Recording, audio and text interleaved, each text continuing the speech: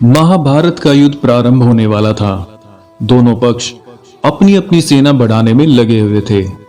देश विदेश के असंख्य राज्यों की सेनाएं कुरुक्षेत्र पहुंच रही थी। समय ने युग परिवर्तन के लिए इस सर्वनाश की रचना की थी। उसी भयावह और उदास वातावरण में भगवान श्री कृष्ण ने एकांत में कर्ण से कहा, तुम माता कुंती के पुत्र हो अंगराज, अपना पक्ष चुनने के पहले तनिक सोच लो। कर्ण असमंजस में पड़े। एक ओर उनके सहोदर भाई थे और दूसरी ओर वह दुर्योधन जिसने अपनी महत्वाकांक्षा के लिए ही सही पर कर्ण को प्रतिष्ठा दिलाई थी। वे कुछ तय नहीं कर पा रहे थे। निराश कर्ण ने कहा, जीवन का अंतिम चरण चल रहा है केशव। इस महाविनाश के उस पार केवल और केवल मृत्यु ही है। फिर ऐसे समय में मुझे यह कठोर सत्य बताने की क्या आवश्यकता थी? अच्छा तो यही होता कि मैं अपनी अज्ञानता के साथ ही वीर गति पा जाता।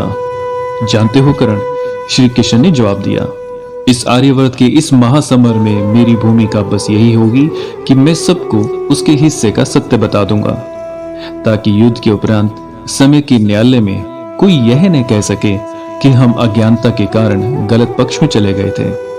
तुम्हारा सत्य तुम्हारे सामने है, अब उसको ध्यान में रखकर तुम अपना पक्ष चुनो। कृष्ण दृढ़ थे। असमंजस में पड़े कर्ण ने कुछ समय के मौन के बाद कहा, दुर्योधन के प्रति अब मेरी निष्ठा और जिसके कारण को भी जानते हैं केशव, मैं अपनी निष्ठा नहीं छोड़ सकता। तो क्या अपने मित्र या उपकारी के प्रति निष्ठावान होना धर्म नहीं है? श्री कृष्ण मुस्कुरा उठे, बोले, निष्ठा धर्म का अंग होती है पर निष्ठा ही धर्म नहीं है अंगराज।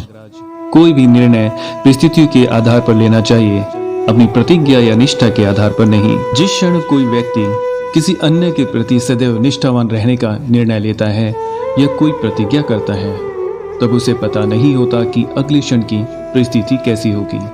जब आप पूर्व में लिए गए निर्णय के आधार पर वर्तमान के साथ व्यवहार करते हैं तो आप समय का अपमान करते हैं, और मनुष्य की सामर्थ्य नहीं है कि वह समय का अपमान करके विजयी हो सके। आपको आज का निर्णय आज की परिस्थिति के आधार पर लेना चाहिए कर्ण, कल के आधार पर नहीं। पर मैं अपना इतिहास कैसे भूल जाऊं प्रभु? कर्ण ने कहा, मेरा वर्तमान तो मेरे अतीत पर टिका हुआ है ना। कर्ण विचलित होकर भूमि पर बैठ गए थे।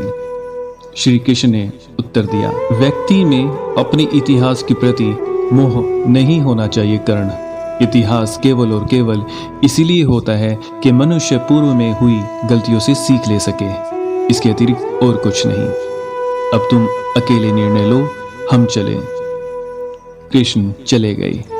कर्ण दुविधा के सागर में डूबे बैठे रहे। वे जानते थे कि उनके अतीत के अपराध उन्हें सही पक्ष चुनने नहीं देंगे।